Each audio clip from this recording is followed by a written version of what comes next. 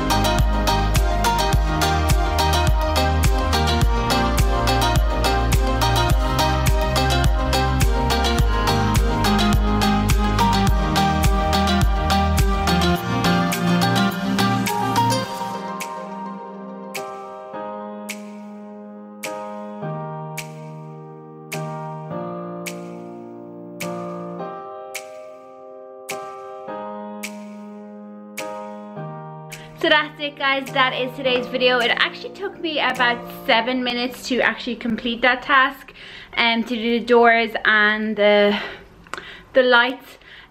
So it was 2 minutes over, but it still is great. They actually were way more dirty than I thought they were going to be.